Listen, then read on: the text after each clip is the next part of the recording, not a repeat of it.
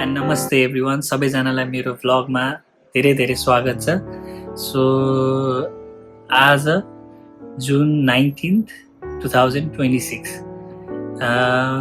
मेरो नाम चाहिँ Ravi Sapkota. By the way मैले अब तपाईँहरूले मुनि पनि देखिसक्नु होला च्यानलमै। सो म चाहिँ अहिले युकेको फेल्टम भन्ने ठाउँमा बस्दै आइरहेको छु with my wife for the almost 4 years. It's been 4 years that I have moved from Nepal to the UK. So अब vlog भिडियो यताउता भन्दा पनि एउटा एटलिस्ट एउटा स्पिकिङ चाहिँ मेरो, किनभने I'm a very introvert person. So यस्तो भ्लग भिडियोहरूमा बोल्यो भने एटलिस्ट त्यो बोल्ने ठाउँ हुन्छ भन्ने जस्तो भएर मात्र मैले यो भ्लग बनाउन थालेको। भ्लग बनाउन थालेको त के हो भने 3-4वटा भिडियो बन्यो अहिलेसम्म, त्यही पोस्ट गरिरहेको छु च्यानलमा। चले नचले that's another thing, that's discussion for any other day. त्यो चल्ने नचल्ने भन्दा नि आफ्नै यो स्पिकिङ चाहिँ राम्रो होस् र मनमा लागेको कुराहरू भन्न सक्नु भन्ने हिसाबले चाहिँ भ्लग स्टार्ट गरेको। So I move to the UK we move to the UK डिसेम्बरको 2022, अराउन्ड 2022 हामीले चाहिँ युके मुभ गरेको। अनि my wife she used to work in corporate office र म चाहिँ ब्याङ्कमा काम गर्थेँ। हामीले आफ्नो अब मेरो वाइफको अब फर्दर एजुकेसनको लागि आयौँ। मलाई पनि प्लस ब्याङ्कदेखि अलिकति स्विच गर्न पनि मन थियो। मलाई अगाइसकेको थिएँ म ब्याङ्किङबाट, 5 years of banking I was done with it. So हामी दुईजना चाहिँ we move to the UK in search of something new, better भन्दा पनि एउटा एटलिस्ट अब के हो लाइफ अलिकति अझ राम्रो हुन्छ कि भन्ने हिसाबले त्यही एउटा अपर्च्युनिटीहरूको उसमा आइयो यता। अब यहाँ छौँ, अब बिस्तारै भिडियोहरू आउँदै गर्नेछ hopefully, so that you guys can learn more about us, how we are doing as a Nepalese couple living abroad far from home. So hopefully you guys want to know about us more.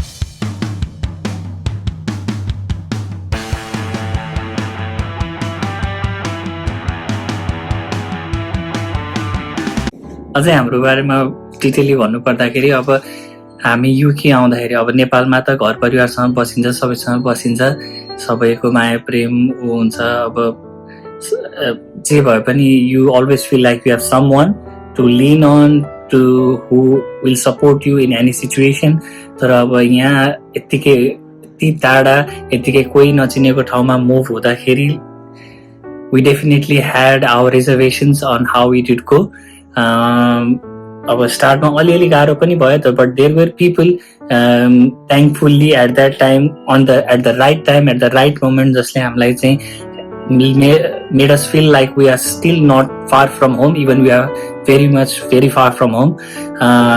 तर अब situation अलिअलि anxiety एङ्सियसनेस त्यो भयो, 1-2 हप्ता जब पाइएन, multiple प्लेटफर्ममा multiple तरिकाले multiple video हेरेर कतिवटा जबलाई अप्लाई गरियो, कतैबाट पनि अलिकति रिप्लाई आउँदाखेरि धेरै खुसी भयो। तर लकिली फर मी चाहिँ के थियो, I could work full time, so it made life a little bit easier for me to get job opportunities. Finally मैले एउटा केटरिङ कम्पनीमा एउटा राम्रो एडमिन जब पाएँ।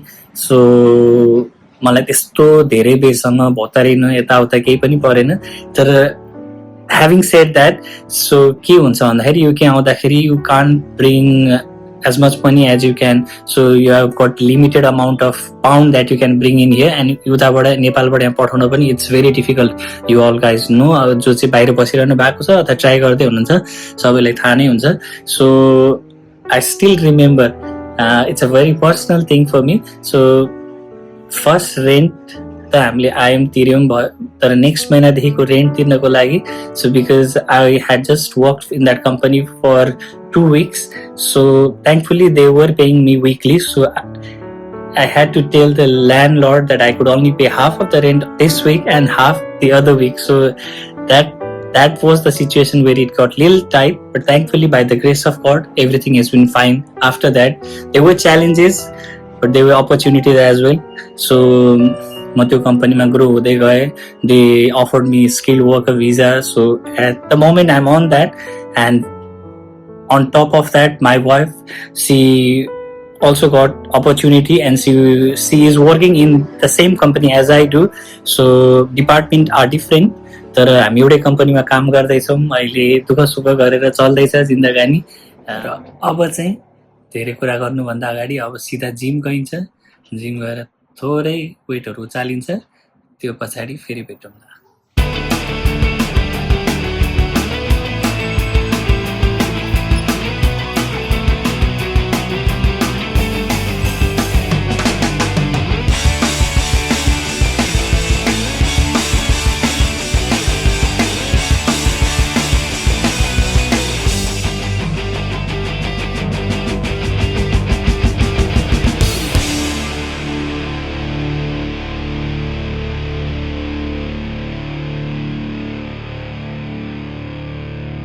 भएर पनि आइयो,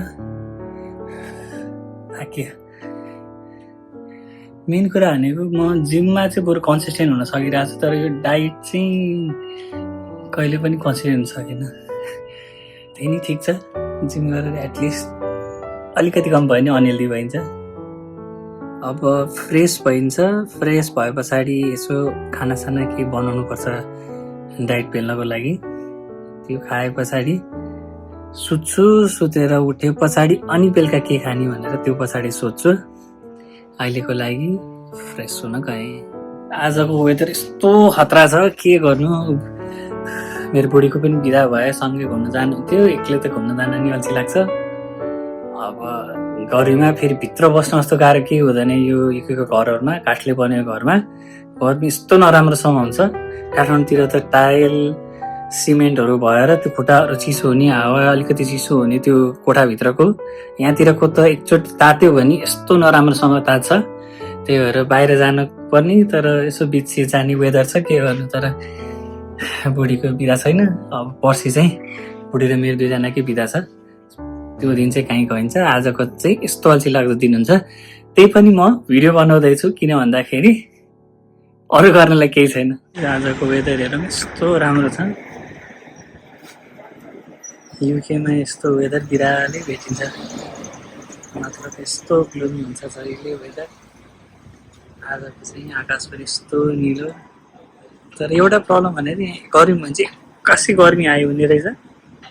त्यो भएर चाहिँ हुन्छ त्यो मिडलको त्यो सफ्ट फेजै नहुने कि, सिधै कि त चिसो न चिसो हावा लागेर बसिखानु हुँदैन, कि त गर्मी न गर्मी। आज एउटा राम्रो भने चाहिँ गर्मी भयो पनि हावा चाहिँ बाहिर चाहिँ पातहरू हटायो हेर्नु। र गाइस, मेरो चाहिँ डायट चाहिँ यो हो। यहाँ प्रोटिन पाउडर छ। अब यति खाए पछाडि चाहिँ मस्तले सुतिन्छ। अब बेलुका बुढीलाई लिन जाने बेलामा भेटौँला। सुतेर उठेर खाना बनाउँछु भन्ने सोचेको थिएँ, तर अति नै अल्छी लाग्यो। अब यहाँ के हुन्छ भन्दाखेरि यहाँ आफैले गर्नुपर्ने भएपछि most of the days 50% of the time खाना बनाइन्छ, 50% अफ द टाइम बनाइन्न। नबनाएको दिन यताउता काचाकुचो खाइन्छ। लुक्स लाइक आज पनि त्यस्तै हुन्छ। तर good thing is my wife she is going to have pizza in the office, so at least she's not gonna be hungry. म यताउता हिजोको तरकारीहरू बाँकी छ, त्यही खाना खान्छु। अब चाहिँ म पहिला थोरै सपिङ गरेर सामानहरू ल्याउँछु, अनि मेरो बुढीलाई लिन जान्छु। I will try to make a video of just me going to bring my wife back to add on to that. अब मैले अब यो भ्लगमा चाहिँ Nepalese couple living in the UK भनेर बनाएको छु। सो अब एउटा इनसाइड अब जस्तो एउटा एक्सपिरियन्स कस्तो हुन्छ त, एउटा कपल जो चाहिँ नेपालमा थियो अहिले अब्रोड मुभ भएको छ, कस्तो लाइफमा कुन एक्सपिरियन्सेसहरूको थ्रु जान्छ भनेर भन्दाखेरि यो पनि एउटा अन अ डेली बेसिस। अब नेपालमा हुँदाखेरि सबैसँग फ्यामिलीसँग हुँदाखेरि दिनमा बिहान बेलुका खाना खाने भन्ने हुन्थ्यो, तर यहाँ आइसके पछाडि चाहिँ त्यो कन्सेप्ट थोरै यताउता हुन्छ नि। किन भन्दाखेरि आफैले बनाउनु पर्ने, अब वाइफ हस्बेन्ड को अफिस हुने, काममा जाँदाखेरि अब फर्केर आउँदा अल्छी लाग्ने भए पछाडि त्यो रुटिन चाहिँ ब्रेक हुन्छ। हामी पनि त्यस्तै त्यस्तै अब सकेसम्म त बनाउनु ट्राई गर्छौँ, तर मोस्ट अफ द टाइम अब त्यो पोसिबल हुँदैन, जस्तै आज भइरहेको छ।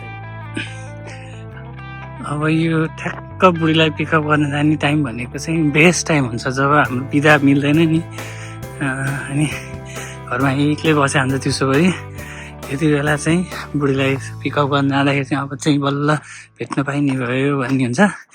आज अब अलिकति हिँड्नुपर्ने छ, किन भन्दाखेरि गाडी मैले अलिकति पर पार्क गरेको छु। अब एकछिन हिँडेर अहिले बुढीलाई भेटेपछि पनि थोरै फुटेज खिच्छ।